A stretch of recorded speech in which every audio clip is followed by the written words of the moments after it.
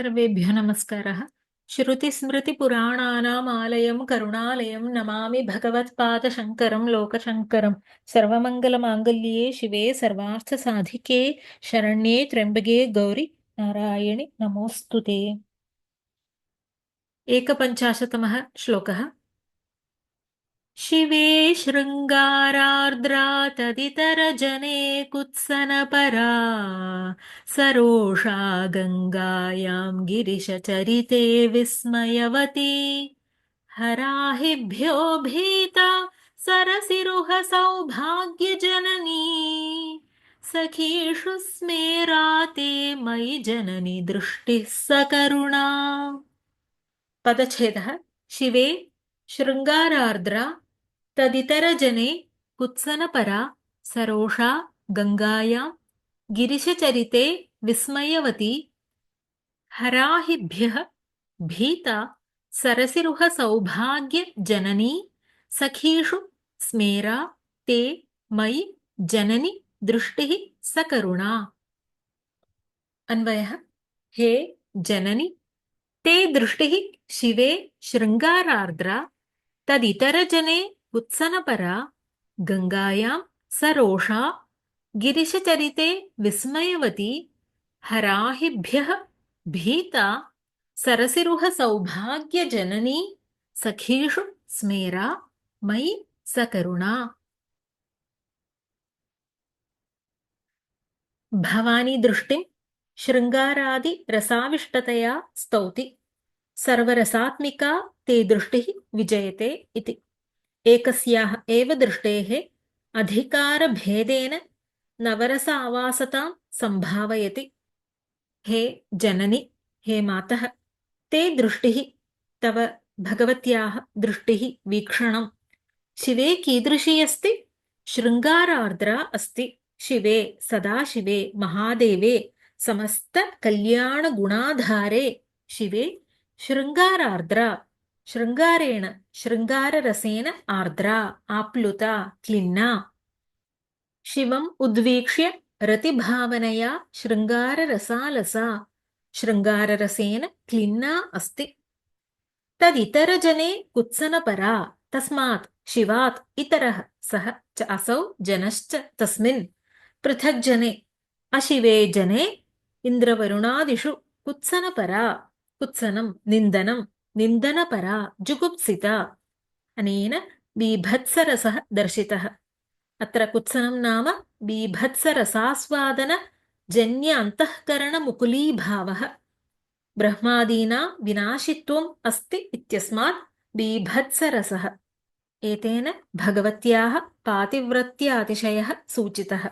महादेवव्यतिरिक्तानां पुरुषाणां मुखे कुत्सनपरा देवी गङ्गायां सरोषा सपत्न्यां गङ्गायां शिव शिरसि वर्तमानायां गङ्गायां सरोषा रौद्ररसाविष्टा गङ्गादर्शने सपत्नीभावात् क्रोधोद्धता स्वस्वामिनः शिरसि स्थितायां सपत्नीम् आलोक्य सासूया रौद्ररसा। गिरिशचरिते विस्मयवती गिरिशः गिरौ शेते इति। गिरिशस्य महादेवस्य चरिते चरिते अर्थात् त्रिपुरविजयादौ विषकण्ठ सर्पवलय नेत्रज्वलनादौ दिगम्बरत्व चर्माम्बरत्व भस्मविलेपनत्वादौ शिवचरिते विस्मयवती अद्भुतरसाविष्टा आश्चर्यवती। तेन अद्भुतरसः दर्शितः। पन्नकभूषणानि भूतप्रेतादिपरिवारं च आलोक्य विस्मयवती। गिरिशनयने इति पाठोऽस्ति। तृतीय ललाटस्थनयनेन एव मन्मथदहनं कृतम्। तादृशनयने एव इदानीं साकूतप्रेमभरितदर्शनमित्यद्भुतमिति ध्येयम्। हराहिभ्यः भीता हरस्य परमेश्वरस्य अहिभ्यः सर्पेभ्यः आभरणभूताः शेषादयः तेभ्यः भीता भयरसाविष्टा त्रस्ता भयानकरसाकुला भूषणीभूतेभ्यः सर्पेभ्यः भीता।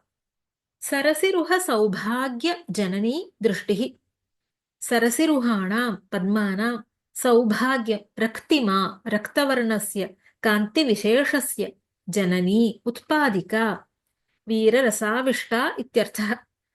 जयिनी इत्यपि पाठोऽस्ति। सरसिरुह सौभाग्यस्य जयिनी जयशीला इत्यर्थे। पद्मगत सौभाग्य जयशीलतया सुभगत्वं सौन्दर्यं दर्शितम्। नयनरक्तिम्ना वीररसो ध्वनितः। सखीषु स्मेरा वयस्यासु सखीषु पतिप्रेमादिप्रश्नपरासु तासु सखीषु स्मेरा स्तब्धकनीनिका अनेन हास्यरसः दर्शितः।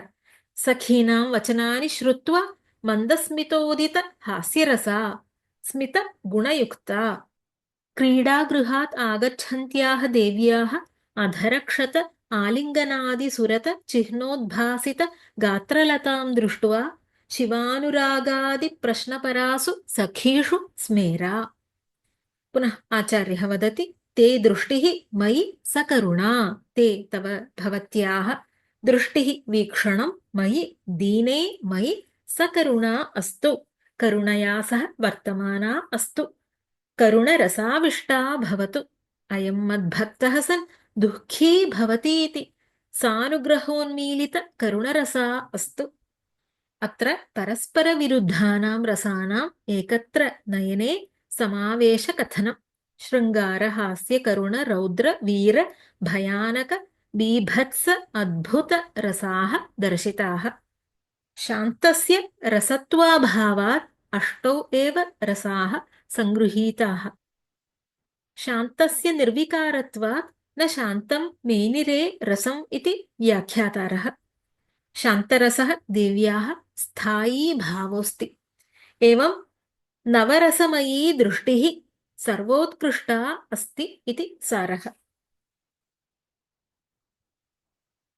शिवे शृङ्गारार्द्रा तदितरजने कुत्सनपरा सरोषा गङ्गायां गिरिशचरिते विस्मयवती हराहिभ्यो भीता सरसिरुह सौभाग्यजननी सखीषु स्मेरा ते मयि जननि दृष्टिः सकरुणा। ॐ सर्वे भवन्तु सुखिनः सर्वे सन्तु निरामयाः सर्वे भद्राणि पश्यन्तु मा कश्चित् दुःखभाग् भवेत्। ॐ शान्ति शान्ति शान्तिः। हरिः ॐ श्रीगुरुभ्यो नमः। हरिः ॐ। धन्यवादः।